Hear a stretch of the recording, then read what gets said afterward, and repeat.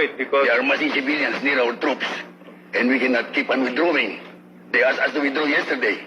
When I talked to Mr. Enrile, he said, you talk to you, we withdraw a disperse. little. My order is to disperse We the cannot withdraw all crowd the time, Mr. President. We without must. shooting them. No, hold on. You disperse the crowd without shooting them. I remember saying, yung kalaban, sabi, ginigera na tayo. And he answered me, he said, I have spent my whole life defending Filipinos. I cannot hurt them now. Sabi,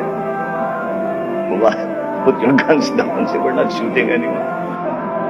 Matapang ako kapag dayuhan ng kalaban natin. Hindi natin kalaban yan. Kapwa Pilipino,